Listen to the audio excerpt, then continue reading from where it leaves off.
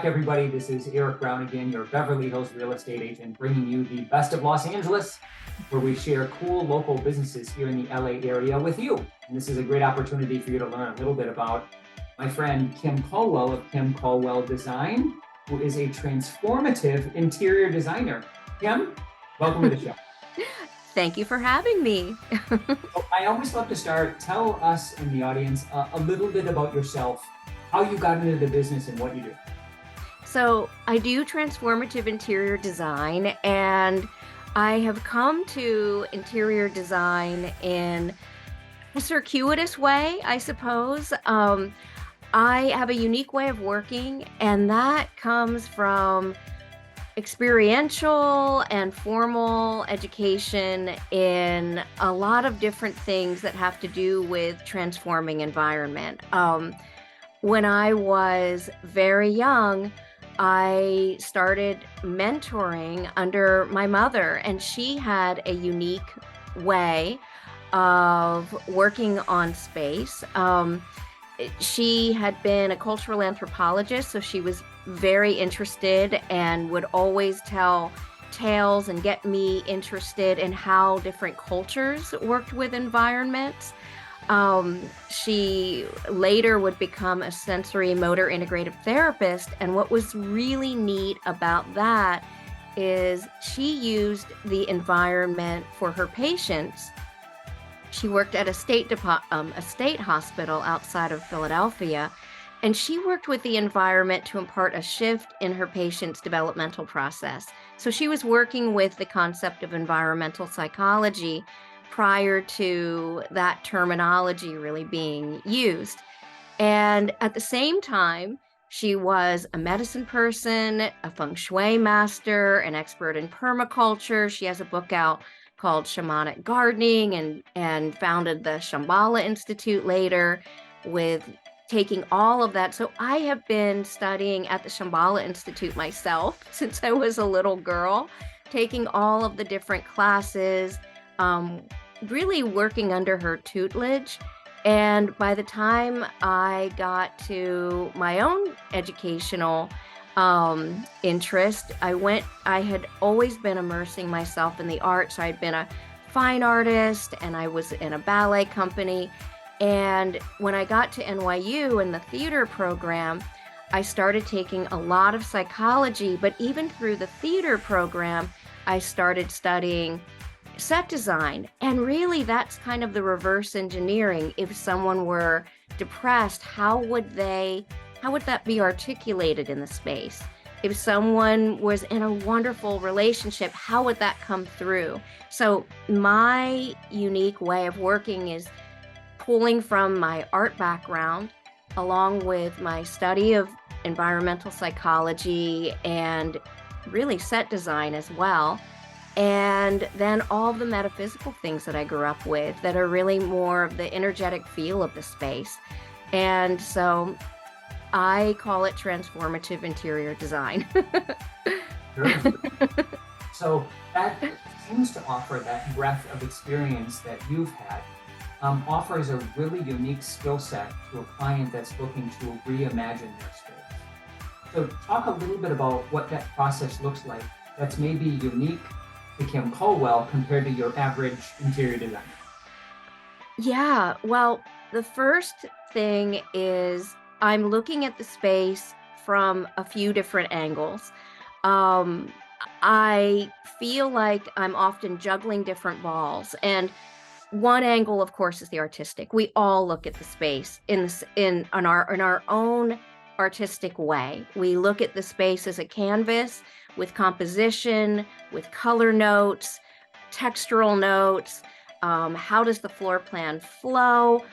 Really, we all look at that. There's a lot of math involved, a lot of scale balance and things that are, interesting to look into with such a detailed eye at the artistic visual concept. Where I then add new layers of thought is I am sensing the invisible aspects of the space. How does it feel? And what type of game of chess do I need to play to get the space to feel better? I think in real estate, that's such a beautiful articulation of that type of issue in itself. It seems like, and you are certainly the one to answer this question, but from an outsider's view, it always feels and seems like a buyer is going to know within a few seconds. And part of that is the visual landscape. Does it check off the boxes? But part of that, I think, and you would have a much better gauge of this, is that visceral feeling that it either hits it or doesn't. So the other aspect, aside from getting the space to feel amazing, and that is something I think it's one of the most exciting parts, and it's one of the most complex chess games to play on a space. But then the other aspect is finding and understanding psychologically how that client is triggered by space. We're all so different. I have 2 clients who live at the very top of Beechwood Canyon, and they have a wonderful view, and one of them feels quite isolated and it's triggering depression, and the other feels alive and it's triggering fun and like they're in control of the world. Well, understanding the differences of how what our trajectory has been since childhood, and what we're naturally inclined to and what we're naturally triggered to in ways that we may be consciously aware of or subconsciously aware of only. That's part of my job. So it's the energetic, the artistic visual, and then the third layer is that psychological. How can I pair a space to a client? And I think that, and that's really why if you look through my portfolio, there's such a variety.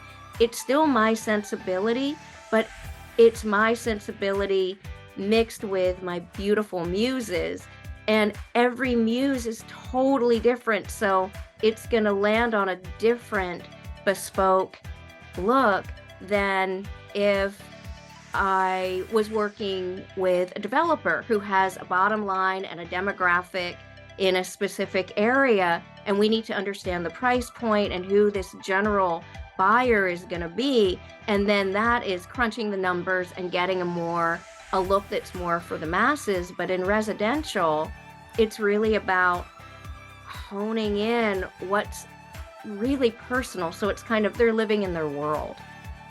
Gotcha. Do you find that in that process, when as you're talking about space, that there's a certain type of project that resonates most with your style of work? An example could be working with a developer at full home. You said commercial or residential. Are you focusing on living spaces or outdoor spaces or a combination thereof? Do you find that you have a focus? And I'll give a for example. As a real estate professional, absolutely, I can help someone who wants to do an investment or a condo or a first-time buyer, or they want properties with ADUs or multifamily or second property or beachfront, etc. But I don't focus on that. Like my focus generally is on representing more of a luxury clientele, like the home behind me. You find that you have a focus.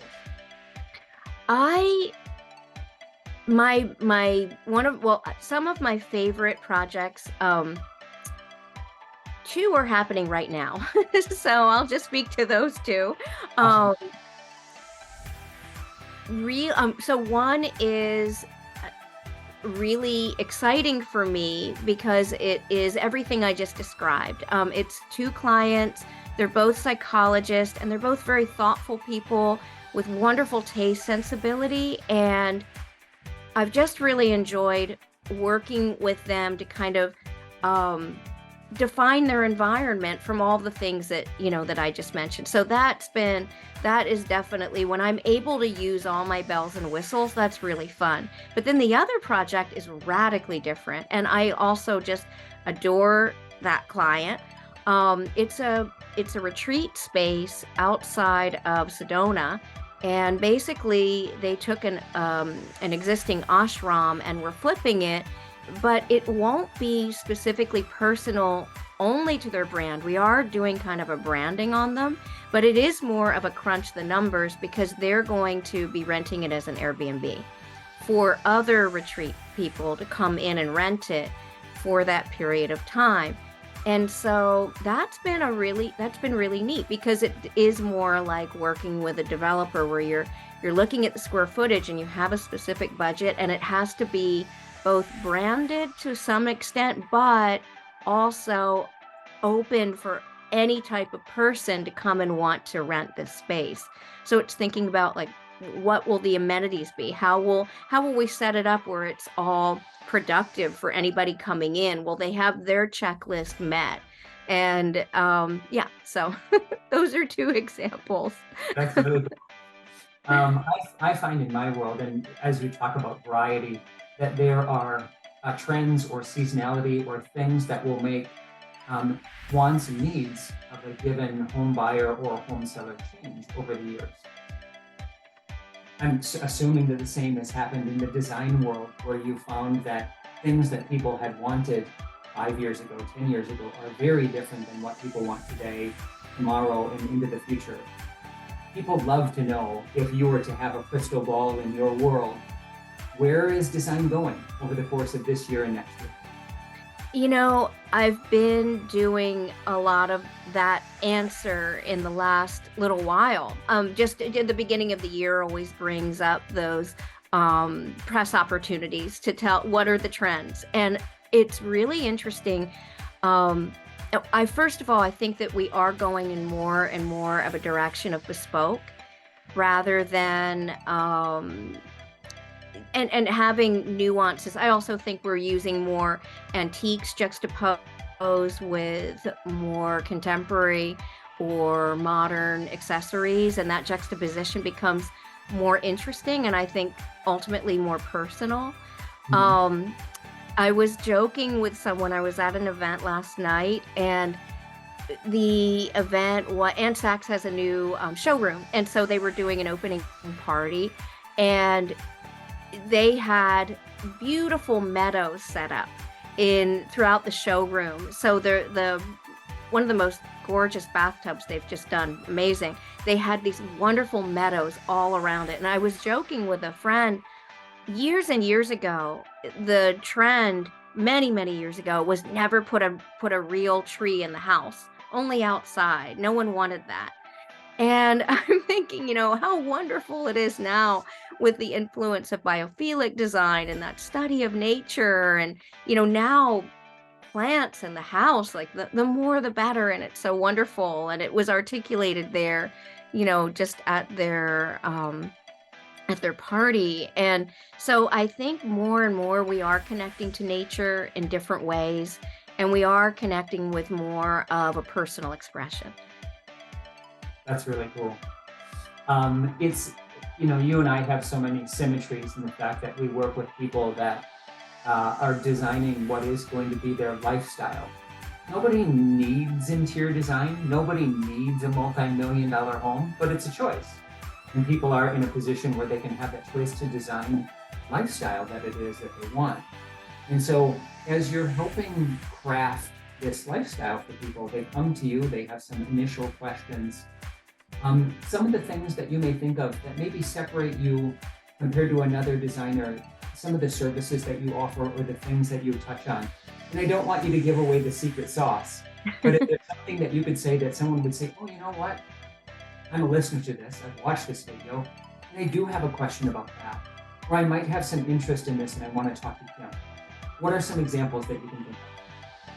Well, the one of the things that I really love is working high and low. And what I mean by that is I love being able to have my hands on the reins of larger projects like a new construction or a larger remodel or just a larger redecorating, whatever types of, I love that. But I also love consulting, straight consultation. Sometimes I'm literally an hour and a half with someone. And sometimes that smaller project looks like 30 hours. I love even working in an hour and a half. It may be a straight feng shui consultation. It may be a straight interior psychology consultation where we're talking through, you're triggering yourself with extra stress and you don't know it. And let me point those areas out and offer some suggestions to remedy that. or maybe a paint consultation and looking at the perspective of, well, what wall color should we do? Let's look at it from the perspective of the psychological, the feng shui, um, and just what would look the best within the sensibility that you personally have, your style, and what you want to achieve. So that's really neat. I also like going into a home and saying, okay, you don't want to buy anything or much, but how can we rework your items and make it look better, make it feel good, so those are the things. And then, another part of my practice that I really enjoy is teaching. I had the opportunity to teach just an hour-long class with a psychologist and an architect in Amsterdam at Cornell last year, and it was on psychology and design. And I love teaching feng shui. I love all of it. And I like the variety of it. So those are some of the ways that I've really set things up to work with people. I love it. Well, Kim, this has been such a joy to speak with you and share a little bit about how it is that you go about assisting people with their space and their design ideas. And as always, folks, all of Kim's contact information is going to be here. I encourage you to reach out if ever you have a question or a need. And Kim, any last parting words that you'd want to share, something that's worth someone hearing in your world? Just my gratitude. I love doing this with you, and it would be a joy to answer any questions that come up. So please feel free to reach out to me, and you are so wonderful. I'd be happy to offer a first time discount for anyone who wants to work with me as well. It would be That's my great. pleasure. Yeah, so anyone who has tuned in, take advantage of that. Please connect with Kim. As always, this is Erik Brown, your Beverly Hills real estate agent, signing off.